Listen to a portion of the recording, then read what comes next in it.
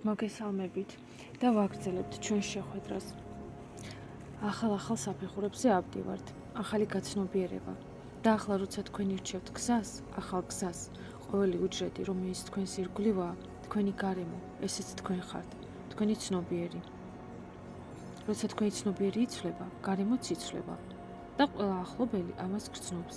გარემოში ვიბრირებს თქვენი ენერგია და მათაც ეწყებათ გაცნობიერება. ისინი ვერ ხვდებიან რა ხდება, რაღაც უფრო მეცვგებულო. სინამდვილეში, როცა ერთის სიხშირე იზრდება, მომენტალურად იზრდება, გარემოშიც ყველა სიხშირე ყველაზე მოქმედებს. ერთმა გაცნობიერებულმა შეიძლება განკურნოს მთელი სამყარო, იმიტომ რომ ჩვენი ერთი სისტემა ვართ, უჯრედული დიდი მასა, სხეული პლანეტის, სხეული ღმერთის. ასეთ თემას მინდა შევეხოთ, ცხოველური ძალა, როგორ გამოიხატება იგი და როგორ ვმართოთ. გავიხსენოთ, როგორ სიტუაციებში იყო ფიზიკურ სხეულში პროცესები მომნელებელ სისტემასთან, მუცელთან, ალბათ მაშინ, როცა ემოციები გამძაფრებული ჰქონდათ. რაღაცაზე შინაგანად არ იყავით თანახმა და მომნელებელი სისტემა უარს ამბობდა მუშაობაზე. იმიტომ რომ ტვინი მართავს. თითქოს შეეგუეთ, თუმცა შინაგანად ბრძოლა მიმდინარეობს. სხეული აუცილებლად გებულობს ამ ემოციას. ჩვენი ცხოველური ძალა არის ჩვენი ემოციები, რომელთაც ვაკავებთ. არის ხოლმე გაუცნობიერებელი აფეთქება, რისხანების, სიბრაზის. მიადევნეთ თვალყური ამოფრქვეულ ემოციას, რომ ნაკლები ენერგია გააყოლოთ, რომ არ გამოიფიტოთ. ჩემს მაგალითზე ვიტყვი, როცა ადრე მაგალითად ბავშვს უყვიროდი, იმ ბრაშში ნეგატიური ვიბრაციები იყო. მე როცა დავიწყე ამ ყველაფერზე დაკვირვება და გაწმენდა ენერგეტიკულად დამუშავება საკუთარი თავის განთავისუფლება სტერეოტიპებისგან და პროგრამებისგან, ჩემს სიბრაზემ დაკარგა ნეგატიური ვიბრაციები.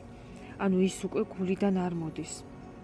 ჩემს სახლის წინ სული კრიბებიან ბავშვები ხოლმე და ძალიან როცა ხმაურობენ, ახმაურში როცა გადადიან, მე ვუყვირი ვარ ხოლმე.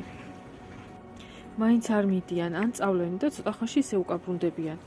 აღარ აქვს ჩემს სიბრაზეს დახმას ნეგატივი. ანუ სიმძიმე აღარ აქვს, უფრო შემსუბუქდა და ეს იგრძნობა მით უმეტეს. ბავშვები ხომ ყველაფერს გრძნობენ.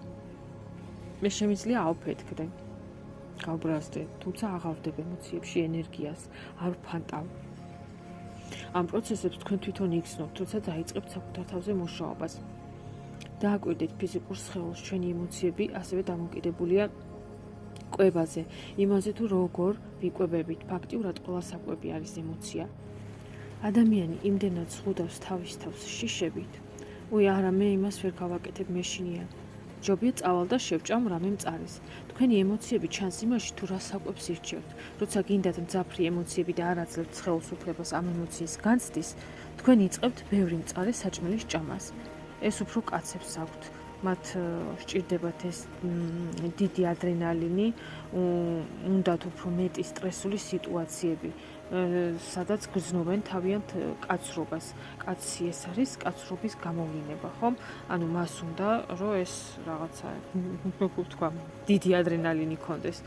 და ამ დროს როცა არ აძლევს თავის თავს ამის რა ქვია, უფლებას, ჭამს ბევრს მწარე საჭმელს. ქალი ქალურობის გამომხატველია, ხო, სინაზის, სისუსტის როგორ, ანუ გარეგნულად, თუმცა შინაგანად თვითკმაი და ძალის მქონე. ქალებს უყვართ უფრო ტკბილი, რომ გაახარონ თავი. ესეა ხოლმე. ყველა პროდუქტს აქვს დახასიათება, თუ რატომ ღებულობთ.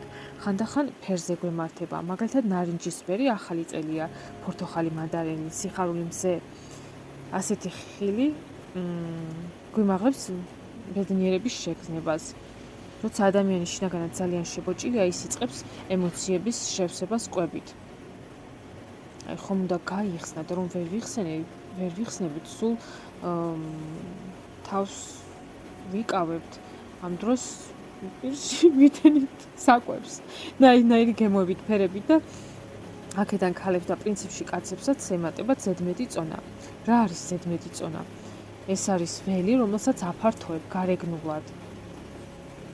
ანუ არ ვავლენ ჩემ თავს და შინაგანად ისე ვიმალები ყველასგან, რომ არავინ არ ვანახებ ჩემს ნამდვილ სახეს. ამ დროს სინამდვილეში მას უნდა რომ ამოთქვას ეს ყველაფერი, არა საკვებით ვიკეტავთ პირს. რატო ამბობენ რომ გამხდარი ადამიანი ბოროტიაო? იმიტომ რომ ის არ იკავებს ემოციას. სინამდვილეში ბოროტი არ არის, უბრალოდ გამოთქვამს იმას, რაც აქვს ემოცია, ის უფრო თავისუფალია, თუმცა მაინც იმყოფება გაყოფილ სამყაროში. თვითონ აირჩიეს ის მდგომარეობა, რომელიც მათთვის კომფორტულია. გამოიხატება იმ სცენარებში, რაც უნდა გავიაროთ, რანაირი გამოცდილება უნდა მივიღოთ, როცა თქვენ იწყებთ გამოვლინებას თქვენი სულის, როცა უმაღლეს მეს აძლევთ საშუალებას, ისე როგორც უნდა სულს.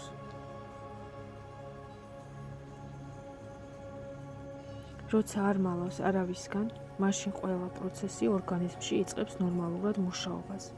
არ იმალებით, არ იბოჭებით, როცა ტრანსრელებ იმას, რასაც გრძნობ, ვიღაცას ცხვენია, მოწყენილი როცა, ეს ემოცია, რისთვისაც მოვედით აქ.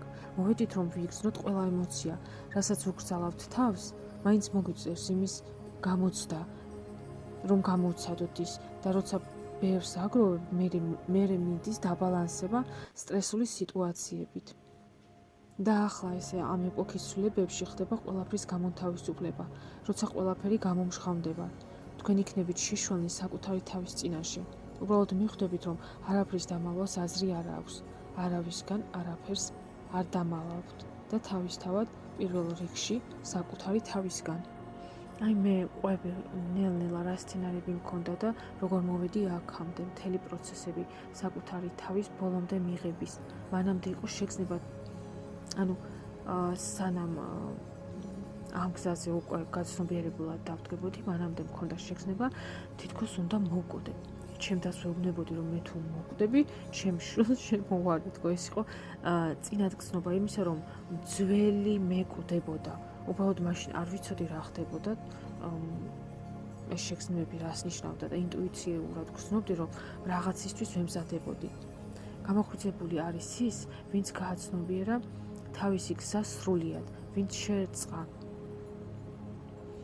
სამყაროს უმაღლეს მეს, შეწყვიტა თამაში, გაყოფაში, ვინც გააცნობიერა, რომ მისი სიტყვა და ყოველი ფიქრი მნიშვნელოვანია.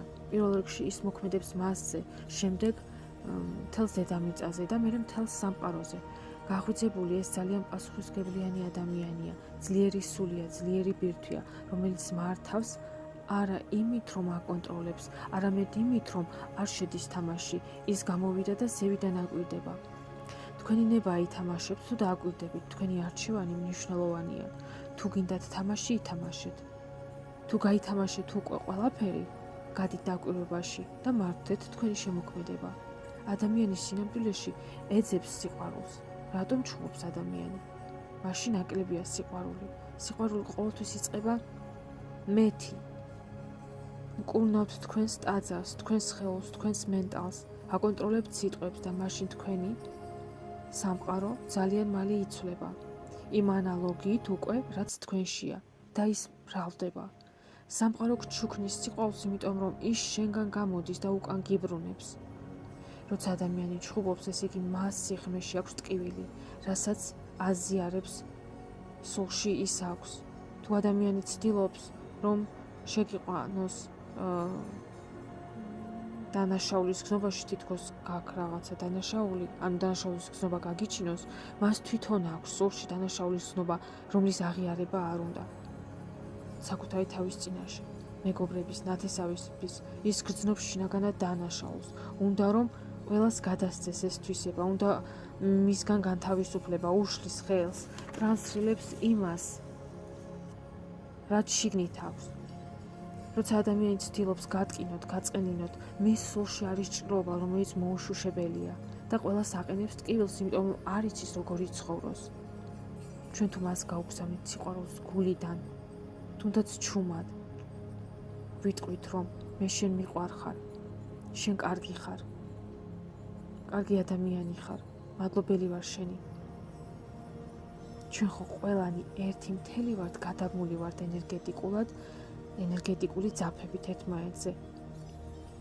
შეგვიძლია გავიგოთ ფიქრები ჩვენს გვერდით მოსაუბრის, იმიტომ რომ ჩვენ ვიბრირებთ ერთ ველზე.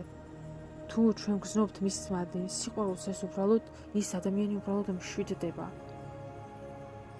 ანუ რას ნიშნავს ეს? რომ ის, ვისაც ჩვენ სიყვარულს უგზავნით, ის ამას აუცილებლად იგრძნობს. პასუხისმგებლობა. როცა თქვენ არ თამაშობთ თამაშს, არამედ აკვირდებით მას. ეს არის გამოღვიძება, განათებული. მისი უჯრედები.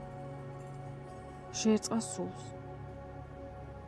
როცა გააერთიანა ყველა გაყოფა, როცა გახდა სული წმინდა, ანუ გააერთიანა თავის თავში ქალი და კაცი, გახდა სული წმინდა. ღმერთის სამყაროში არ არის ლოგიკა. არის სული წმინდა, ლოგიკა ტვინისაა. ერთ ადამიანთან რაღაც მუშაობს, იგივე მეორე ადამიანთან არ მუშაობს. იმიტომ რომ ერთი ადამიანი დებს მასში სიყვარულს და სულს, მაშინ ეს ნივთიც ხდება ცოცხალი. მაშინ ყველაფერი ვიბრირებს სხვა სიხშირეზე. ვინც ცდილობს მეცნიერებით, ლოგიკით აამუშაოს, ის არ ამუშავდება. მან არ არის ეთერის შემადგენელი. იცით ალბათ, რომ მენდელეევის ტაბულიდან ამოღებულია ელემენტი ეთერი. ეს ცოდნაც ხომ მას გადმოეცა, დინება წამოვიდა და დაიწყო ამ ყველაფრის დამიწება. ნიკოლა ტესლაც იღებდა სიხშირეს მაღალი განზომილების, ამიტომაც მოვიდა სუსტად, რომ კაცობრიობისთვის შემსუბუქებინა ყოფნა. ასევე მენდელევი, ასევე ბეთჰოვენი უკვე სიყვარულის სიხშირით, შინაგანად, თავისი მუსიკით. მათ თავიდანვე იცოდნენ სამყაროს კანონები და როცა ტაბულიდან ეთერი ვერ დაამტკიცეს მეცნიერებმა, ის ამოიღეს. ეთერს ვერ დაამტკიცებ, ის არ ემორჩილება კანონს, ის არ ემორჩილება ლოგიკას, ეს სულია. სიყვარული არ ჩანს, მას ვერ შეეხები, ის მხოლოდ უნდა იგრძნო და როცა ვერ დაამტკიცეს, ის უბრალოდ მოაშორეს ღმერთი. და შემდეგ ცხოველური ძალა, უნდა მართო ემოციები. კი არ უნდა შეიკავოთ და აკონტროლოთ, უნდა დააკვირდეთ. გამოსცადო მისცე თავისუფლება, გამოსცადო ემოციები. ყველაფერზე უარს ნუიტყვით. ყველაფერი რაც გინდათ, მიირთვით, რაც გინდათ, აკეთეთ. თუ რამეს უგრძალავთ თავს, ასე არ გააკეთოთ. ესე იგი თქვენ გაყოფილ თამაშში ხართ, იმიტომ რომ უფალს არ აქვს კარგი და ცუდი, შეიძლება ან არ შეიძლება. როცა რაღაც გინდათ, ესე იგი ეგ ემოცია, ეგ თვისება გაკლიათ. ანუ მოვაგროვოთ უნდა ყველაფერი, რასაც ჩვენ თავს უგრძალავდით, არ ვაძლევდით თითქოს ცხოვრობდით შეზღუდვებში. მიეცით თავისუფლება გამოსცადოთ ყველაფერი. როცა თქვენი სხეული შეევსება, მერე შეუძლია აირჩიოს. ანუ როცა გამოცდი და გაიგებ, მერე ირჩევ. ზოგი რა ემოციის მისაღებად არის მოსული, ზოგი რა. მერე ირჩევ რა გინდა, რომ აკეთო. რა მიირთვა, რა ჭამო, რა ემოცია განიცადო და როცა თქვენი ვიბრაციები დაიწყებს ამაღლებას, უკვე თავისთავად აღარ მოგინდებათ ის, რაც გინდოდათ მანამდე. იმიტომ რომ ყველაფერს აქვს თავისი ვიბრაცია, ყველა პროდუქტს აქვს თავისი ვიბრაცია. როცა უკვე მიმდინარეობს გაცნობიერება სხეულის შეგრძნებების დონეზე, მერე უკვე იმ მომენტით ხარ, როცა მოგინდება, რა ფერის, რა გემოსი და როცა ვიბრირებს სიყვარულის სიხშირეზე, სადაც მიდიხართ, იმ გარემოს სიხშირესაც წევთ მაღლა. ეს დამოკიდებულია თქვენ შინაგან მდგომარეობაზე. როცა თქვენ ხდებით მზე, ანათებთ და ასხივებთ, ათბობთ ყველაფერს. როცა მიენდობი სამყაროს ღმერთს, ეს უფრო დაჩქარებული გზაა. მაშინ გეხმარება ყველა. გიცავენ ყოველ წამს. თქვენ წარმოიდგინეთ სესკნელიც და ქვესკნელიც, იმიტომ რომ მიიღეთ თქვენი ჩრდილები საკუთარი თავი ბოლომდე და საჭირო გახდით სამყაროსთვის. მომავალ შეხვედრამდე.